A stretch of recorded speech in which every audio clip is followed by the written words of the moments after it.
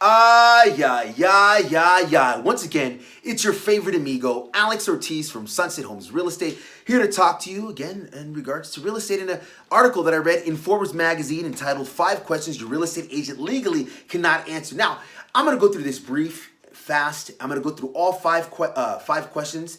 And I'm gonna leave the link down in the description so that you can actually take a look for the article, through the article yourself. And there's 2 things to remember in this video. Is that number 1, there are fair housing laws, and so basically a lot of the questions that we're gonna be talking about today could potentially be discriminatory. And as a real estate agent, gosh, we really want to do our best to not be discriminatory in any way, even though some of these questions are just normal questions that you probably would ask your friends, your family members, maybe the neighbors, or 2, they're subjective. No, they're subjective. What I might like, you might not like, and vice versa. So here are the questions that 5 real estate questions that your real estate agent legally cannot answer. Number 1, what kind of people live in the building or the neighborhood? Now, that sounds like a pretty normal question, but here's the truth.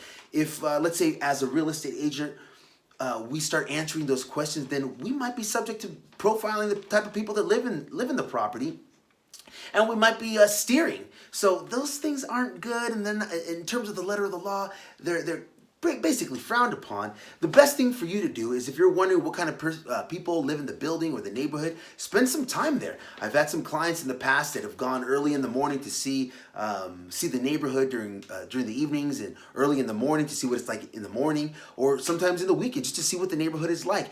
That's the best way to get that information for yourself without being discriminatory or me answering a question that could potentially just not sound so good. Number 2. Is this a good place to raise my family? Once again, that's another question. Families are protected under the Fair Housing Act. So if I were to answer those questions, it might not look so well, but the best thing to do, just like question number 1, is spend some time in that neighborhood. Get to know the neighbors. In fact, one thing that I've had clients do is knock on the neighbor's door and say, hey, how's the neighborhood? We're thinking about moving next door. We wrote an offer. Can you tell us a little bit about the neighborhood? That's a great way to make a good, healthy decision. So once again, number 1, what kind of people live in the building or neighborhood? Number 2, is this a good place to raise my family? And obviously, if you ask me that question, that question is actually subjective. What you might like, where you want to raise your family, might be different than where I would like to raise my family. So you got to do your research. Go knock on the doors. And number 3, here we go. Is this a safe neighborhood? Once again, subjective. Look, what I might think is safe, you might think not safe. So best thing to do is, there's so much information online. Is I would direct you to website. Check out the crime in the neighborhood. Most cities have those links on their websites, and you're able to go online, check those out, and answer those questions for yourself without me, steering or giving you my answer or what I think, when basically it really should be, it's a subjective answer. So what I would do is, once again, like question number 1, 2, number 3, you should spend time in that neighborhood as well. Come to your own conclusion. Is this a safe neighborhood for you and your family? You've done your own research online. You feel safe. You feel safe as a consumer where you're going to be living, where you're going to be putting your family or you yourself. Number 4, how are the school districts here? Once again, those questions are subjective. What I feel is good for my kids may not be good for you.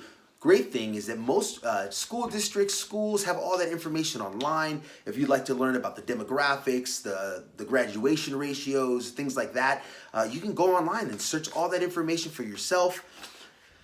Number 5, this is a big one, and this one can really be discriminatory, is this. Can you show me a neighborhood with a large X population? That would be like someone coming to me saying, hey, Alex, can you show us the neighborhood where all the handsome, bald gentlemen live with beards, because we'd like to live in that neighborhood. And you know what?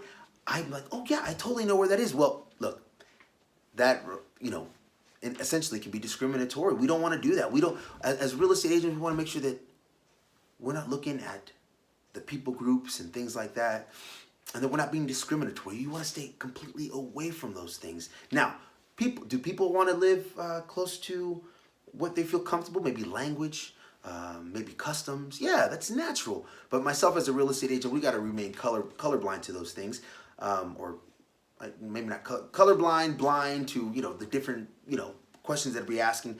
And those things is something that you should have already looked at yourself. This is where I'd like to live. Can you show me houses in this neighborhood? And that way you're making that decision yourself. So once again, if you're worried about demographics and things like that, most everything is online, especially in today's information age. You can go online and review those things yourself. So once again, I'm going to review those questions. Number one, what kind of people live in the building or neighborhood? Number two, is this a good place to raise my family? Number three, is this a safe neighborhood? Number four, how are the school districts? And number five, can you show me a neighborhood with a large X population? Once again, those are 5 questions your real estate agent legally cannot answer. Reason being, number one, we want to do our best to stay away from any discriminatory actions steering. We're here as real estate professionals to help you find the right house for you and your family, to help you write contracts and negotiate offers and things like that, and make sure that all the paperwork gets done in a timely manner so that you can get your keys handed in 30, 45 days, whatever the escrow is for you. So once again, friends and family, this is Alex Ortiz. If you have questions or you'd like to know some further information on the topic we just talked about, the link will be down in the description. Click on that. You can read the article for yourself. So once again, this is Alex Ortiz from Sunset Homes Real Estate. Have a great day. Bye.